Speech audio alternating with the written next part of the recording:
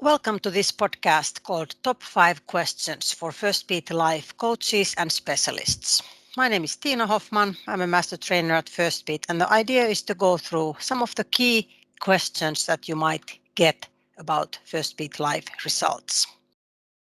We're going to cover the key differences between stress and recovery, and then some discussion on what the different sleep variables mean, some reflection on when the result is very red, what kind of things to take into consideration before drawing conclusions. Then some good to know things about factors that affect the fitness level result as part of the assessment. And finally, what the body resources graph tells about the result. So these are the areas that I'm going to focus on in this podcast. Firstly, a little bit of review on stress and recovery. This is basically already familiar to you, but we're going to dig a little bit deeper to really have a very concrete understanding on the differences. Stress reaction in this context means an elevated activation level. The sympathetic part of the nervous system is dominant, and the reaction during a red situation can be positive or negative. So we can't tell if it's a positive or negative situation, and that's where the journal will help. During a stress reaction, the heart rate is elevated, respiration frequency is elevated from the baseline, and heart rate variability is low compared to that person's resting baseline. And also there is little movement during a stress reaction. Recovery, on the other hand, means calming down of the body. That's where the parasympathetic part of the nervous system is dominant. Heart rate is lower, respiration frequency settles down, and heart rate variability is higher, again, compared to that individual's baseline. And obviously, little movement is found during a recovery state. The movement helps differentiate stress and recovery from some kind of light or physical activity where there is more movement present during that time. So we're looking at the balance in the autonomic nervous system on the side of the sympathetic or parasympathetic dominance. And when we dig a little bit deeper, it's really important to keep this in mind to understand that both parts of the nervous system, they are active to some level at all the time. But one has a stronger effect on the body's regulation than the other one. And so the color red or green is determined by the dominant part of the system. During a stress reaction, sympathetic activation is dominant, and during recovery, the parasympathetic activation is dominant. But sometimes the difference between these two states can be very slight. We only have the two colors, and when you're looking at the red and green stress bars, we have to remember that, for example, in a situation where the red bars are getting lower, if a person is doing a relaxation activity and the red bars are getting lower, that means that they're getting closer and closer to a situation where the balance switch onto the parasympathetic side. So for example, here during the work period, you can see a small green segment here. At some point that scale has tipped off from the sympathetic side to the parasympathetic side.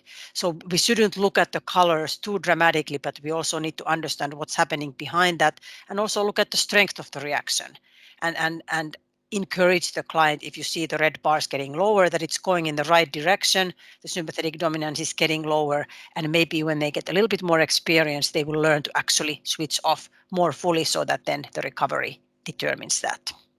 We should determine if the reaction is meaningful in a situation. So if there is red color and we are in a busy meeting or we are engaged in some kind of a very stimulating situation, it's completely meaningful and normal to have the red color. But then on the other hand, if a person is doing a relaxation activity or sleeping and the red color keeps persisting time after time, then it obviously means that for whatever reason, the person is having a trouble switching off. So start off with that instead of pay too much attention to the red color, even if it dominates the daytime. So then a little bit about the different sleep variables that are found in Firstbeat Life. There is the overall score called restorative effect of sleep, which is from 0 to 100 points. If it's 60 points or 75 points or more is a good result. Like in this example, it's 54 points. That's so-called a moderate result for a person. And this overall score consists of the length of sleep, amount of recovery, and quality of recovery. So the duration is shown on the life result, and that's the time that the person has marked from going to bed to getting up in the morning. If it's seven hours or more, it's considered a good result. If it's under 5.5 hours, then it's considered a poor result. Amount of recovery means the absolute and percent amount of recovery, the green state during the sleep period. So it's shown in hours and minutes and also as a percentage of the sleep time. If it's 75% or more, it's considered a good amount. If it's under 50%, then it's a low result for that night. And then quality of recovery means the strength of recovery in a way. That's the actual heart rate variability, the average amount of heart rate variability or RMSSD in milliseconds during the sleep period. And it's compared to one's own age cohort. So whether you place in a good category, moderate category, or poor category, it depends on your age group. And we know that heart rate variability is strongly affected by genetics. About 1/3 of it's determined genetically, but also lifestyle, fitness, and long-term stress affect quality of recovery. So for example, by improving one's fitness or overall stress management, a person is able to improve their heart rate variability within their own genetic framework. So these three areas play a role in the restorative effect of sleep. Overall score, the amount of recovery has the biggest weight on the algorithm. So that's the key part of it, is how much green there is during the sleep time. But duration plays a definite role, as does the heart rate variability. So for example, if you're only sleeping 5 hours, it's impossible to get a really good score even if all of it were to be green. Here's an example how there can sometimes be difference between the amount and quality of recovery variable. So there can be a situation where the amount of recovery during sleep is low, so there is a lot of red state during the sleep period, but the quality of recovery, heart rate variability, can be good for that person.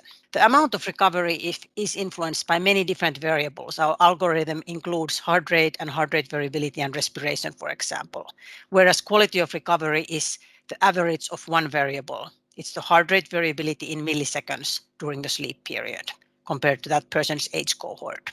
So, for example, a person who is in good fitness typically has a high heart rate variability in a normal situation compared to their age cohort. They might have strong genetics, plus the good fitness helps their heart rate variability. So on a typical situation, their heart rate variability value might be quite high.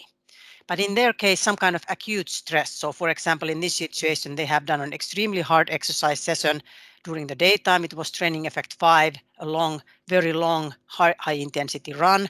And then they had a couple of units of alcohol. So clearly, acutely, that was a very stressful day for them, which showed up as a very low amount of recovery during sleep. But their heart rate variability is still at a good range compared to their age cohort. On another night, it might be 60 milliseconds or 70 milliseconds. So most likely it has come down in their own framework, but it's still in good compared to their general average age group. So our analytics are able to bring out this kind of acute stress even for a person who has high heart rate variability. Vice versa can also happen. Sometimes people might have genetically quite a low heart rate variability, so they tend to place in a moderate or even low area in the heart rate variability, but their overall sleep result compared to their own personal baseline, looking at heart rate and heart rate variability and respiration, can still be good. So they might show not such a great result on quality of recovery, but on a good night, they can still show a good amount of recovery during sleep. So these are good to keep in mind when interpreting the sleep result. Then what kind of things to consider when the sleep result is very red? A lot of stress reactions during sleep time. As you know, very typical explanation are things like alcohol, which has a very strong effect on recovery, some kind of acute or chronic illness, a very stressful life situation, or some stressful events during the daytime. Sleep problems, menopause can play a powerful role in the amount of recovery during sleep. Intensive exercise can also have acutely a big effect on reducing recovery during sleep, as can pain. If the recovery during sleep is poor, it's important to start determining the cause of this kind of overload, and also whether it's acute or chronic. So did it just happen on one night, or was it just a particularly stressful week or period when that measurement was done? Or is it perhaps a more chronic situation that keeps happening measurement after measurement? This is where the Firstbeat Life can be quite helpful, because the person is able to measure more often, so they can start seeing what the trend is. If the situation is clearly acute, something that they can identify from the journal what was happening, then you can discuss what the client could make, what kind of changes they can make to improve the situation, what kind of behavior or lifestyle tweaks. Usually it's not necessary to refer a client for some kind of further medical exams, for example, even if the result looks quite red, if the situation or the explanation can be understood and it's an acute situation. But this is where we can encourage them to measure more regularly to really find out the trend and to see if the changes that they make will start to have an effect. But if the result is very red and the cause is unknown, the client is maybe feeling extremely fatigued or unwell and feeling like they can't influence the situation or make the kind of changes that might help, then in some situations, the right course of action might be to refer them to a health check or consultation for a medical professional to really try to make sure that there is not something underlying causing the red result. Here's three examples of what kind of things can be behind a red sleep result. Three different stories in a way. So this example, a very red result all 3 of the days for this person. A lot of heavy stress reactions during the daytime and also during the nighttime. In this case, the explanation was alcohol. There was several units of alcohol consumed on all of the nights. The person really hadn't thought that that would play such a role, but it clearly did. And then it was a clear sign next time when they do a measurement to try doing it without alcoholic drinks and see how much of a difference that's going to be make. That's something fairly easy to try to fix and then start forming a better understanding of what's a reasonable amount for each person. Here's a different example. This person had quite a bit of red about half of the night on most of the nights, and they were on a real fitness kick. They had just started to do a lot of exercise, and the time that they were doing their exercise was late in the evening, at 8 at night, high intensity exercise session. Even if you're a very healthy young athlete, if you do a high intensity exercise late in the evening, acutely it will inevitably have a role on the following night's sleep. A football or hockey match in the evening will affect recovery the following night. It's physiologically normal, but particularly if it's someone who is handling a full-time job and trying to get fit, sometimes the coach's job is to make them understand that intensive exercise should only happen every once in a while and if possible earlier in the day, particularly if it starts to eat up the quality of recovery during sleep. So if this happens one night a week, there is in general nothing to worry about. But if a person is in the habit of doing very high intensity exercise late at night, then they could start learning to periodize their training better in a smarter way so that allows them to get better quality recovery more often. And here's an example where the situation is quite balanced. The sleep is very good. And I brought it here just as an example that even this kind of a very red day, it might look alarming at first, but if the person is coping with it well, is not feeling any kind of particular stress, and they're able to dedicate and prioritize a good quality long sleep, most likely their situation is quite well. There is even a little segment of recovery during the daytime, and of course it's good to understand what was happening then. You can see the heart rate take a clear dip and a nice green bar, especially if they were doing some kind of a purposeful relaxation activity or something to switch off, then it's a very strong sign that they have the capacity to switch off when the time is for that, and they clearly have a great capacity to switch off when they go to bed. So always we need to find out the story behind the result and then engage that discussion with the client to make right conclusions from that. Then fitness level, the feature in the assessment that when the client does a 30-minute walk continuously during the measurement, we can estimate the aerobic fitness. The key thing is to do it correctly, and the instructions in the Life app are trying to be very clear about that it has to be walking, not running or jogging. It should be a continuous walk at a moderate or brisk pace on flat terrain. The flat terrain makes a big role because obviously if you're going uphill, your heart rate is going to be rising higher. Avoiding heavy loads, talking and stopping because all of them have an effect on your heart rate. Steady pace is enough. It's important for the client to understand that they don't need to try to go as fast as possible. That's not going to improve their result. If anything, it might hurt their result if their heart rate jumps up way high. And it's important to mark the fitness level walk in a journal. So if the client for some reason doesn't have the fitness level result, even if they did the walk, the typical explanation might be that they had forgotten to mark it in a journal. The analysis can only pick it out if the journal marking is there. And of course, we do recommend to clients that if they have some kind of a condition that limits their ability to walk normally, or it's not good for their health in their situation, or they're having beta blocker medication, then the result might not be reliable. Here's a few situations or several situations that might cause the result to be underestimated. So the client feels that the result is much worse than what they expected it to be. Of course, oftentimes it is that their fitness simply isn't as good as they thought, but basically any factors that increase the client's heart rate more than it would in a normal situation, whether they are external or internal factors. The algorithm to determine the fitness level looks at heart rate response during the walk compared to the walking speed. And if for some reason the heart rate response is higher, it's going to look like the result, the fitness is not as good. So hilly terrain, walking, Nordic walking using poles, they increase your heart rate more. Carrying a heavy load, your heart rate is going to be heavier. Hot weather, very cold weather, that's going to increase the heart rate more than normally. Pushing a stroller. If you do a treadmill walk, that works very well, but if you have treadmill with an uphill grade, again, your heart rate response is going to be higher. If you talk a lot, your heart rate is going to be a little bit higher as well, so we recommend doing it alone and not talking the whole time while you're walking. And of course, the internal factors, something that if you have a heavy meal right before the walk, particularly bad is if you do exercise before. So somebody goes to the gym and does an exercise session and then does a fitness level walk on the way home. Your heart rate is going to be already elevated from beforehand, and then clearly that's going to affect the result. If the person is not healthy, have some kind of flu or fever, obviously that's not the time to exercise anyway, and that's going to affect the result. Or some kind of medicine, like for example, very heavy allergy medication prescriptions during the allergy season, that can cause the heart rate to be quite high. A super stressful, busy day, and then if you're going walking right after that, your heart rate might be very elevated from the stress. So these are the kind of things you can discuss with the client, especially if they feel like the result is clearly underestimated from what it should be. Of course, if the maximum heart rate for that person is significantly higher than the age estimated max, that can have an effect on the result too. So the life uses the age estimated maximum heart rate, and with most people that's going to be within a sufficient category, but if it's 10 or 20 beats higher, then that can have some effect on the result. And of course also if the weight has been overestimated, which is not very typical.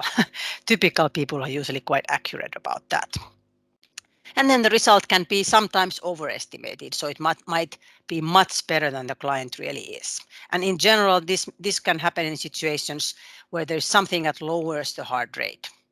And this includes, for example, a beta blocker medication. So if a person is taking a medication that keeps their heart rate from increasing even during exertion, so this can make it look like they are very fit because their heart rate doesn't increase much during the walk. And that's why we don't really recommend the fitness level as a very accurate estimation of their fitness if they're taking a beta blocker. Or if they stop a lot or they're walking a dog and they're constantly stopping, the heart rate response is very low. Many times in these cases, if there's a lot of stopping and starting, the algorithm doesn't even allow us to calculate the fitness level, but in some cases it might calculate that. And of course, if the maximum heart rate is significantly lower than the age-based estimate, that has some effect on the result as well. So these are good to keep in mind when you're discussing your client's fitness level. And then, of course, again, encouraging them to do the walk several times so they can start getting a better idea of what their true fitness level is. Then finally, let's discuss a little bit about the body resources graph. That's available in the Firstbeat Life app. And the idea is to illustrate if there was enough recovery in relation to the amount of stress that the person has during each 24-hour period. It goes in line with the stress and recovery balance value and the restorative effect of sleep. The body resources is affected by the amount of recovery reaction during the whole 24-hour segment.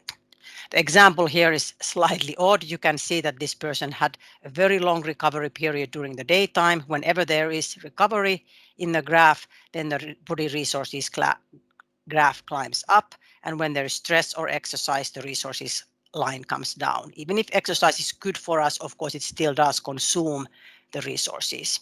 And then main idea is typically is that even if we use our resources during the daytime, they should climb back up during the nighttime if there is enough recovery. The idea is to climb back to the starting level or higher, and the app will tell how well that balance was.